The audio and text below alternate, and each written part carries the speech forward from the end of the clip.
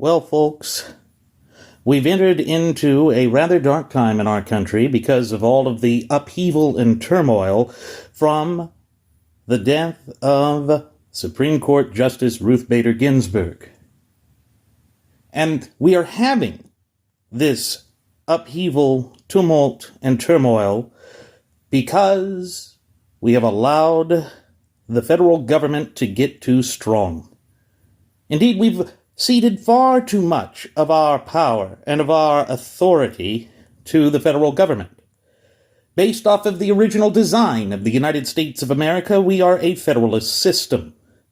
Power is inherently divided between a central general government of limited powers and of the state governments that are closer to the American people and therefore exert more power. At least that is what the original design of the United States called for, but here we are, having distanced ourselves from it for generation after successive generation, lost in the muck and morass, unsure of where to go from here. And why is that? Why is it that we have allowed the government to become ever more intrusive, ever more present, ever more dominant in the facets of our daily lives? The answer to this question is that we have traded individual ingenuity and the entrepreneurial spirit for a false and fleeting sense of security.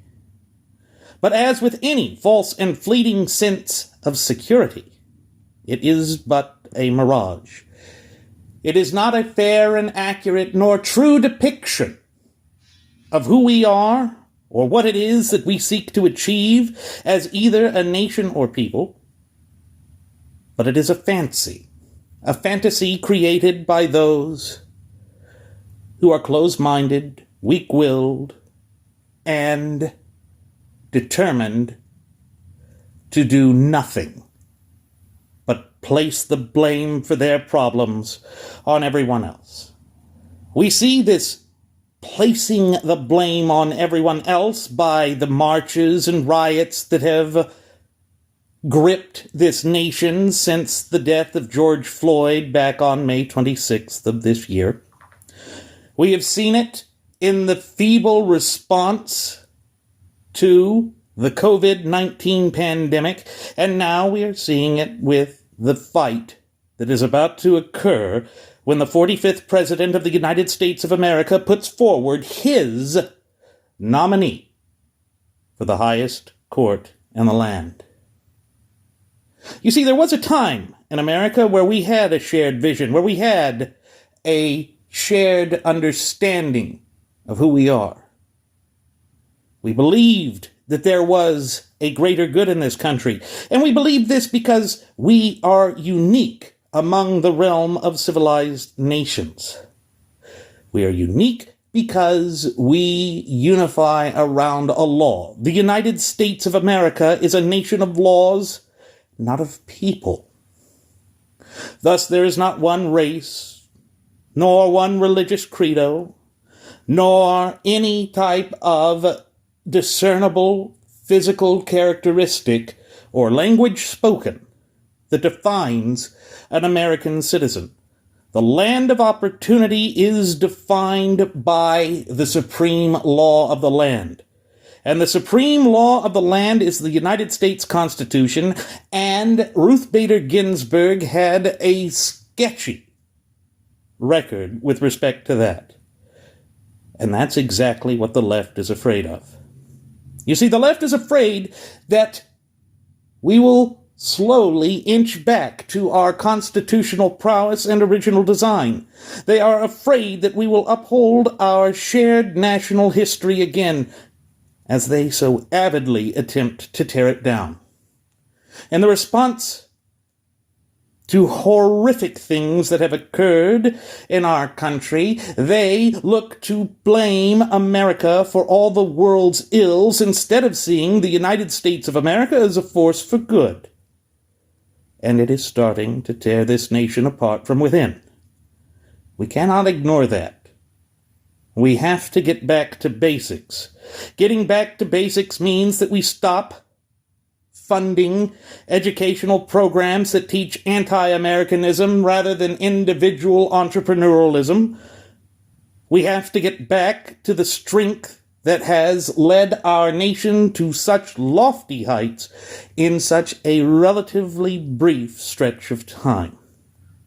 Namely, it is high past time that each and every one of us recalls what it is to be quintessentially American.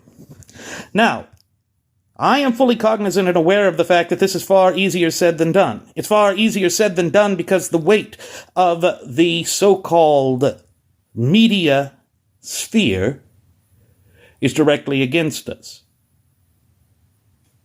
I know that it is directly against us because these people loathe and despise the very spirit of Americana.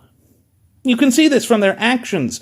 You can see it when dark organizations like Black Lives Matters and Antifa goes out onto our streets on a nightly basis for a series of successive months and starts chanting death to America.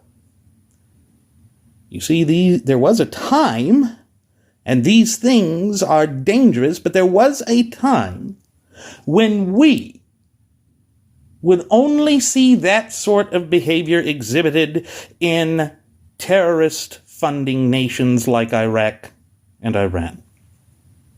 There was a time in the United States of America where we didn't tolerate such language, that there was a sense of shame, that there was a sense of civic community and civic obligations, but that time, at least by their preaching, is something of a dark and distant past, something to be relegated to the rubbish bin of history. Well, that in and of itself is rubbish.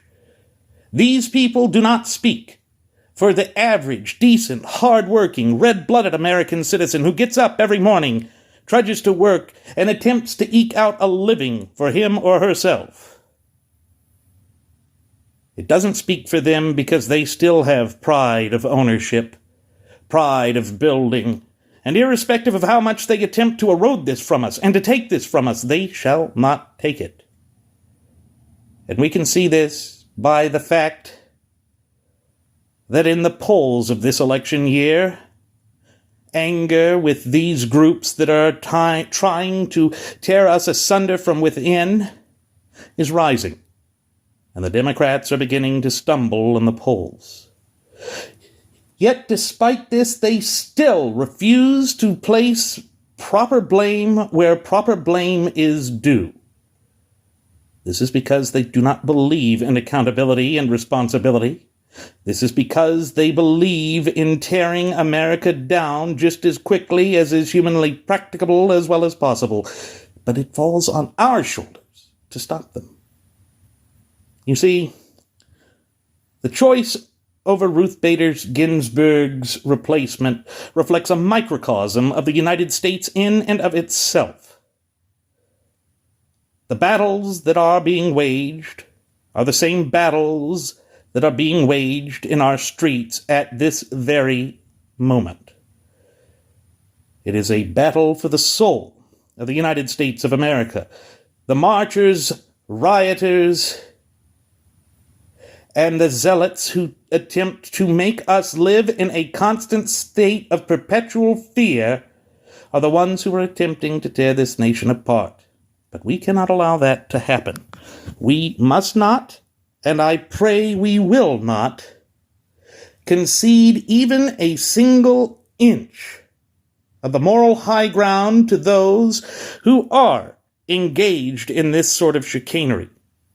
I pray that we don't do this because it goes against our time-honored values, institutions, and traditions. I pray we don't go down this route because it is the route of mediocrity and encroaching failure. And we see it on our streets and in our major metropolitan areas on a day-by-day basis.